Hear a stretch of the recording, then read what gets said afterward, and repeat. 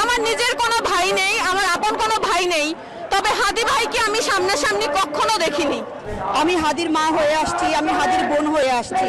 নিজেরা নিজেদের মতো করে বেঁচে থাকতে চাই, ওনাকে আর দেখতেও পাবো না। আমি আমার কলিগদের সাথে, আমার আপনজনদের সাথে বলতেছিলাম, আল্লাহ যদি ওনাকে ফিরায় দেয় তাহলে আমি একবার ওনাকে শুধু দেখতে চাই, এটাই ছিল।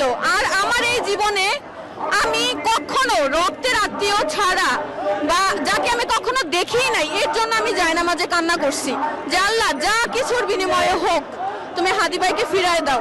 কিন্তু আসলে আল্লাহর ফয়সালাই উত্তম ফয়সালা, এখানে আমাদের কিছু করার নাই, আমরা দোয়া ছাড়া কিছুই করতে পারবো না। তবে আমরা আজকে এখানে দাঁড়িয়ে, বাংলার মাটিতে দাঁড়িয়ে আমরা চাই আমাদের এই হাদি ভাইয়ের মতো আমরা আর কোনো হাদি ভাইকে হারাতে চাই না। আমাদের মায়ের বুকে যেই সন্তান আছে, আমরা সবাই বাংলাদেশে বেঁচে থাকতে চাই এবং সার্বভৌমত্বে নিজেদের অধিকার।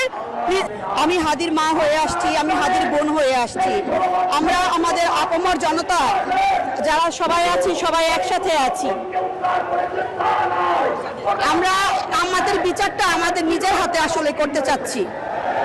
আমাদের বিচারটা আমরা আমাদের নিজের হাতে করতে চাচ্ছি, আমার সন্তানের বিচারটা আমরা করতে চাচ্ছি। আসলে এত ভারাক্রান্ত হৃদয় নিয়ে এখন বলতে হচ্ছে যে মানে আমরা আসলে কোনো পোস্ট করতে আসি নাই, কোনো মিডিয়ার সামনে কথা বলতে আসি নাই। আমরা আমাদের সন্তানের খুনির বিচার নিজের হাতে করতে আসছি এবং তারাতে যারা আশ্রয় প্রশ্রয় দিচ্ছে তাদের বিরুদ্ধে আমরা জিহাদ ঘোষণা করতে আসছি। আসলে ভাইয়া কেন আসছি বা কি চাচ্ছি এটা আসলে মুখে প্রকাশ করার মতো না। আসলে এরকমের হৃদয় বিদারক ঘটনা, এটা আসলে যারা উপলব্ধি করতেছে তারাই বুঝতে পারবে যে আমরা এখানে কেন আসছি। কিন্তু সর্বোপরি বাংলাদেশের একজন সাধারণ নাগরিক হিসেবে কেন ভয় করবে ভাই? আমরা মায়ের পেট থেকে আসছি জিহাদ করার জন্য।